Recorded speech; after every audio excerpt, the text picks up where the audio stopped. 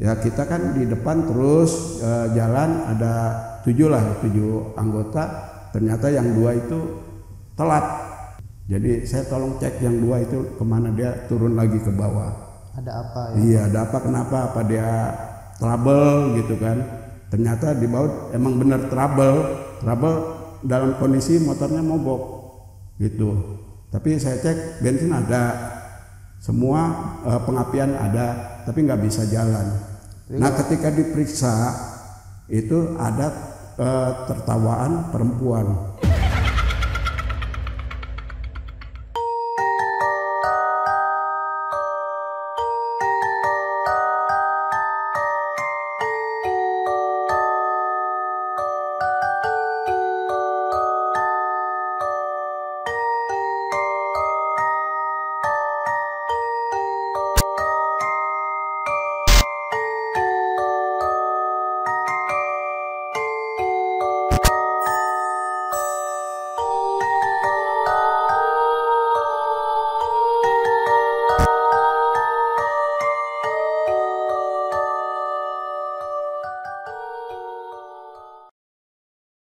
Assalamualaikum warahmatullahi wabarakatuh. Ketemu lagi dengan gue Mas Don, masih di channel YouTube Alur Kehidupan. Kali ini Alur Kehidupan kedatangan seorang bikers. Kalau ngobrol sama bikers itu nggak jauh-jauh dari kegiatan touring ya pasti. Dan dimana saat touring itu mereka atau para bikers ini menemukan berbagai keindahan alam yang terbentang di berbagai lokasi di Indonesia. Tapi tak jarang juga para bikers ini menemukan hal-hal yang bisa dianggap mistis, bahkan ketemu sama sesosok makhluk gaib. Tapi sebelum ke sana, buat kawan-kawan Alur Kehidupan yang belum subscribe, silahkan di subscribe dulu. Follow juga sosial media Alur Kehidupan di Instagram, Facebook, dan juga TikTok. Nah, saatnya kita sapa narasumber kita kali ini. Halo Mas Heri. Ya. Terima kasih Mas sudah mampir, sudah berkunjung ke studio Alur Kehidupan. Oke. Boleh disapa dulu kawan-kawan Alur Kehidupan, silakan. Halo, saya Heri dari GSE Community Nusantara sebagai Wakil Ketua Umum dan Thunder Community Indonesia sebagai anggota sih. Dulunya kami sebagai pengurus juga. Ya Mas Don. Ya, Mas Heri, kalau ngomongin touring ini udah kemana aja kira-kira? Ya alhamdulillah ya, kalau touring ini kita sudah melihat panorama Indonesia gitu ya, yang sangat-sangat luar biasa, yang sangat indah, yang indah jelajahi gitu. Ya. Betul. Konsep saya sih touring sebetulnya kita tuh menikmati perjalanan. Kebanyakan kan orang tuh touring bukan menikmati, malah kebut-kebutan. Betul. Gitu Nggak sehingga safety ya? Iya nggak safety, sehingga kan ada crash. Insiden, tapi kalau kita tuh benar-benar mengalami keindahan alam. Iya, padahal itu yang memang menjadi keutamaan, Betul. menjadi pegangan buat seorang bikers tuh kalau touring ya yang safety dan kita nikmati perjalanan, kita Betul, nikmati Mas. alam yang terbentang di depan mata. Iya, Betul nggak Mas? Betul Mas. Karena sayang Mas kalau Iya. kita touring cuman hanya sebagai ugal-ugalan aja. Betul. gitu kan, Cuma kita sebagai nggak ajang menikmati pamer gitu ya, kan. Iya, ajang pamer di jalan. Ini lo gue seorang biker, seorang Betul. komunitas, padahal bukan itu esensinya. Betul. Nah, kalau ngomongin touring Mas, nggak cuman keindahan alam aja Iya. yang terpampang di depan mata ya. Kalau Mas Heri sendiri kan juga touring itu kebanyakan malam hari Mas ya, Iya, untuk betul. menghindari cuaca yang panas. Cuaca yang panas. Dan kalau ngomongin touring malam hari itu Mas, pasti banyak hal-hal mistis yang ditemuin. Banyak Mas, pasti Mas itu. Banyak pasti Banyak ya. pasti, Nah, Mas. satu persatu akan kita Ulas buka ya. di sini, Iya. akan kita ulas di sini. Nah, kira-kira pengalaman mistis seperti apa sih dan di mana aja yang pernah dialami sama Bro Heri ini? Sebetulnya sih kalau kita perjalanan, apalagi di malam hari ya, di malam hari itu benar-benar mistis.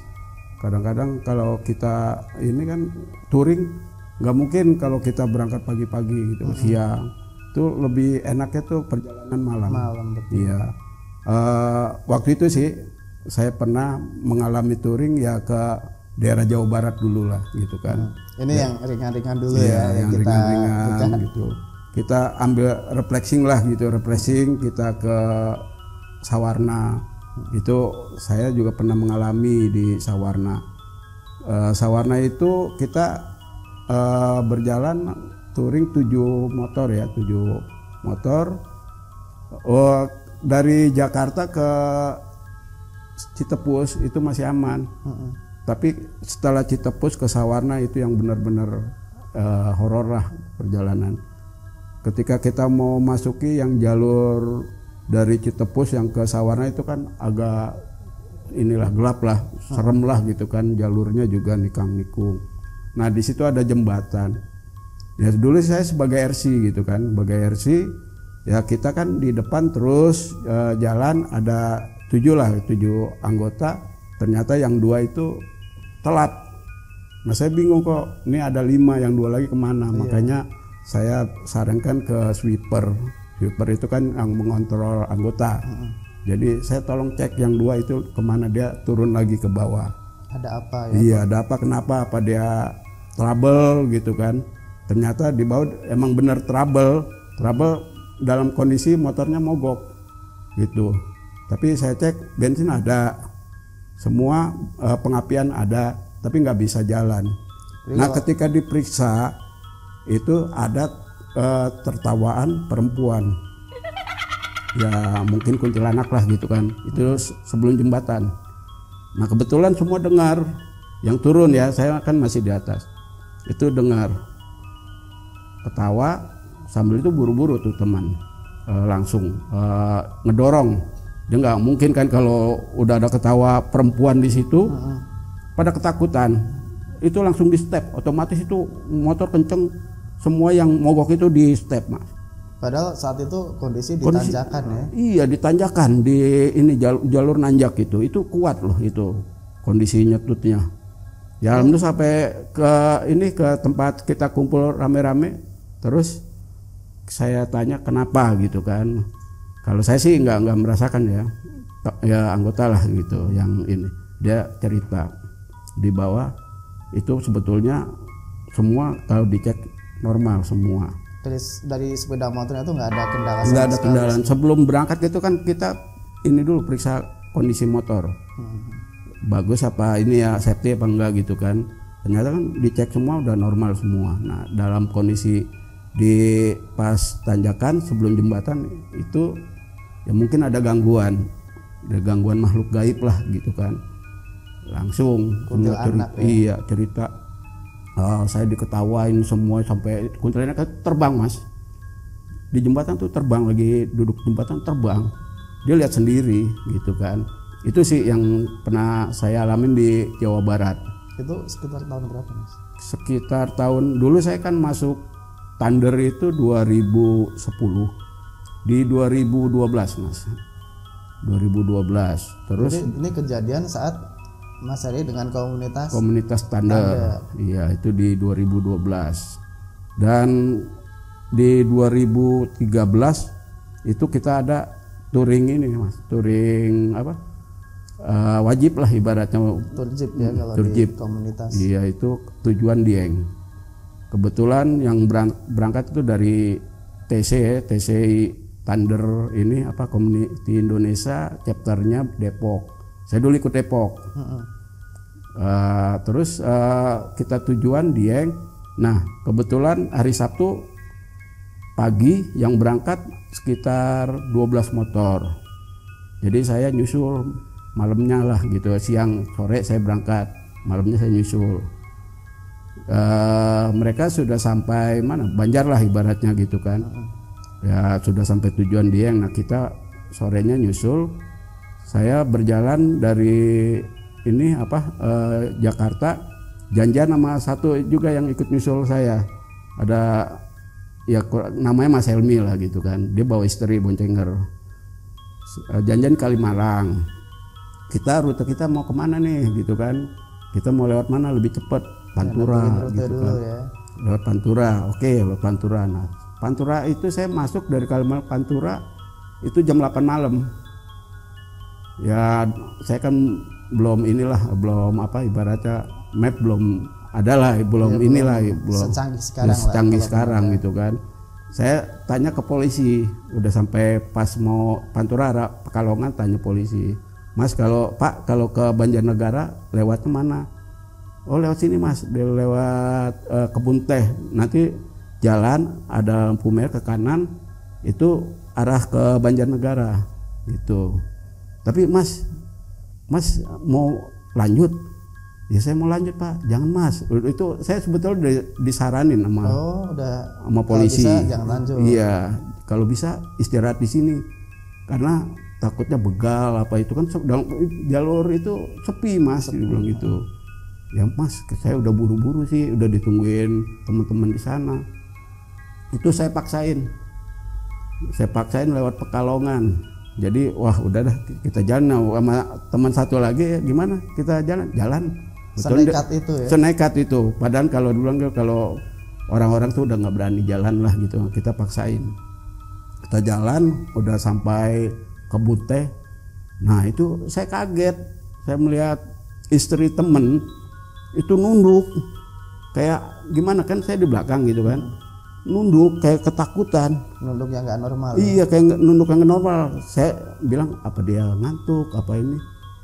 Ternyata saya lihat ke kanan juga. Nah, saya juga melihat gitu kan, kok jembatan ada wanita gitu kan, uncang kaki. Wah itu kan nggak benar kan, berarti kan wah ini kuntilanak nih gitu kan. Ya udah, saya langsung kenceng-kenceng sama nih. Dia kan diteprok juga, misalnya udah suruh kenceng gitu. Kenceng saya berdua tuh sampai naik sampai tempat rame. Saya tanya istrinya, kenapa di belakang yang dekat jembatan kuntilanak? Emang iya, saya juga lihat. Saya tanya ke suaminya, nggak ngelihat, malah saya yang berdua melihat yang gitu. Lihat. Ya itu waktu 2013 kalau nggak salah itu.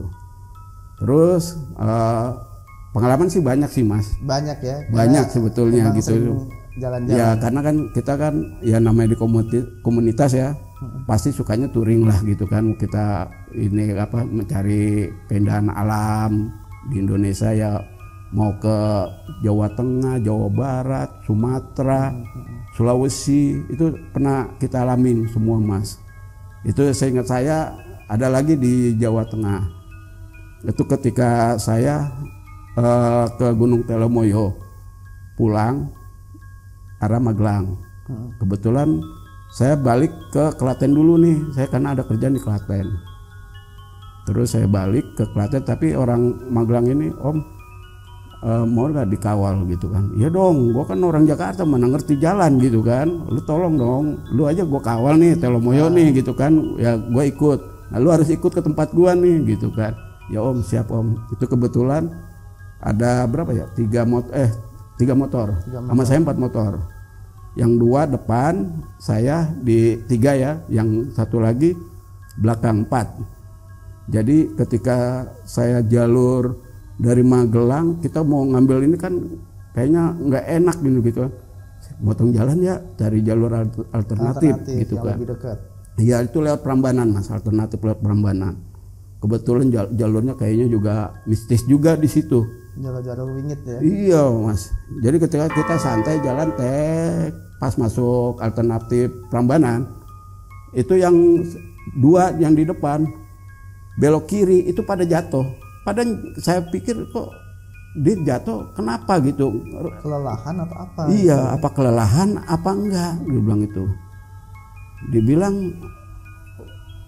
ini nggak tahu nih, tahu jatuh gitu kan. Oh jadi tahu-tahu glosor gitu aja. Iya glosor, mereka glosor, yang 2 juga glosor, saya juga ikut glosor, jatuh juga nih, pundak saya sampai retak. Badan pelan loh, saya jatuhnya flat langsung ke aspal. Kondisi kan ya nggak ngebut banget Pak, jalur santai, gelap gitu kan, ya paling lari 40, kenapa bisa jatuh gitu.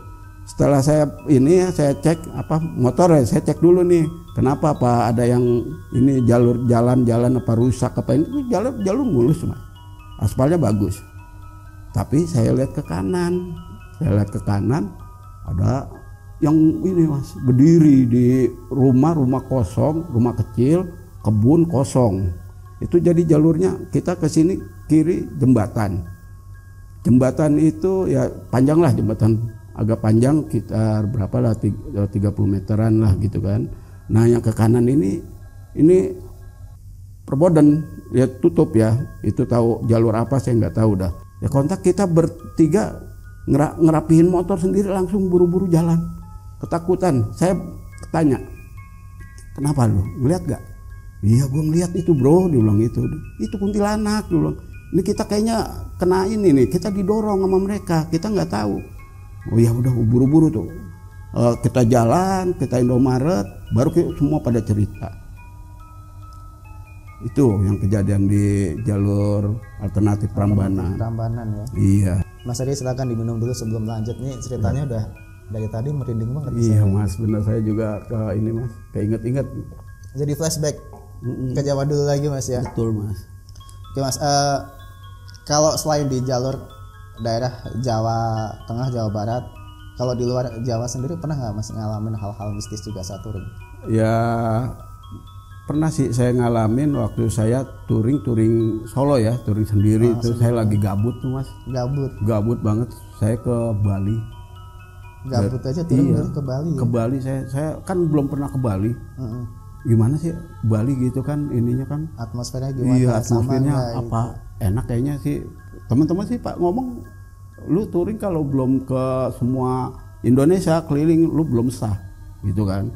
Makanya saya coba Bali dulu gitu. Tapi yang di Bali juga saya pernah berkesan tuh mas, dengan touring mistisnya. Touring mistis mas, bener-bener. Kejadiannya tuh waktu Bali itu saya dari Surabaya nih ceritanya, saya nginep dulu nih di tempat GSX juga, chapter Surabaya ya. Saya singgah ke Surabaya, terus saya mau lanjut ke Bali, saya istirahat di sana, terus sehari tuh saya tuh nginep di Bali, di Sumatera, di Surabaya. Terus saya ini izin, saya mau lanjut ke Bali. Ya, saya dikawal sampai dengan perbatasan Surabaya yang mau ke ini tuh, ke Banyuwangi. Setelah lepas dari ini Surabaya, saya sendirian tuh mas. Bener-bener sendirian dan bener-bener sendirian. Nggak ada, saya sendirian mas. Itu saya udah bilang dulu, kata anak-anak Surabaya, om nanti aja om, istirahat dulu yang panjang di sini. Enggak, saya pengen ke Bali, bener-bener belum sah nih saya kalau belum ke Bali. Akhirnya saya jalan, melanjutkan perjalanan gitu kan.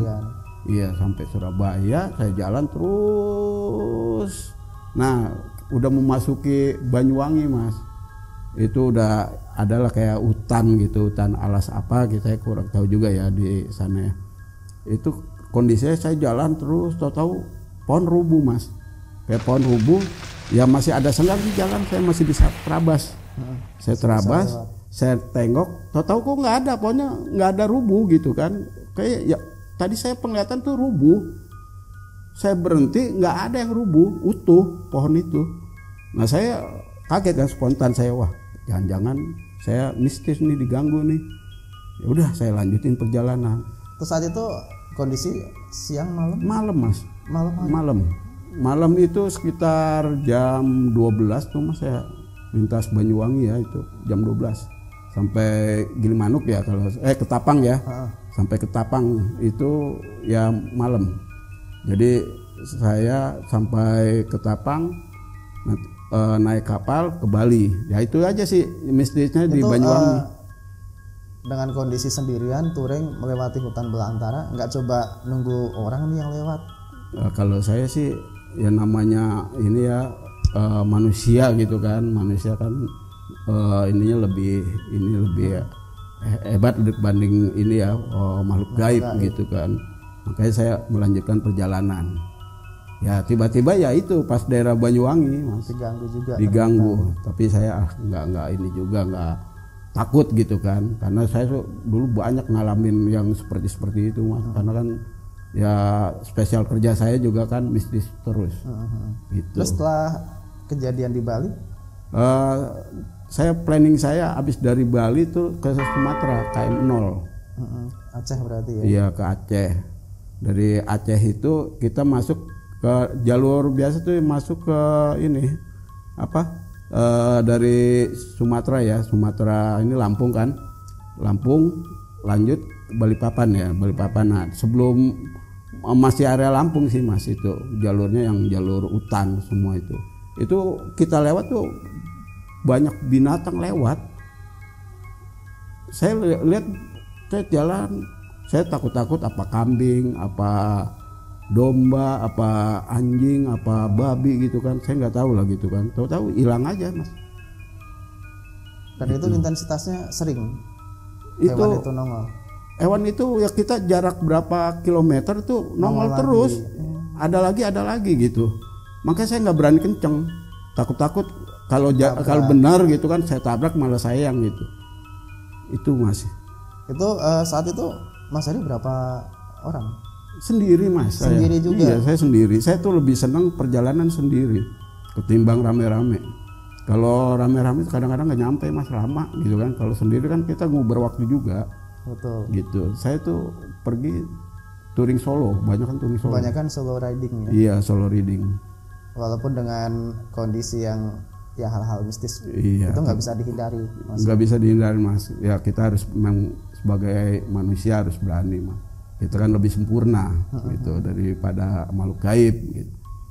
Agak berapa bulan lagi kita ada acara GCN Majalengka, anniversary-nya Majalengka, GCN Majalengka. Ini yang terbaru berarti? Yang terbaru ini saya ngalamin ya di 2000 berapa ya, 22 mas. Itu kita jalan dari Jakarta Cirebon, itu masih aman ya kalau lewat Pantura. Kebetulan saya dapat map, ini tempat acara nih, saya ngikutin map mas.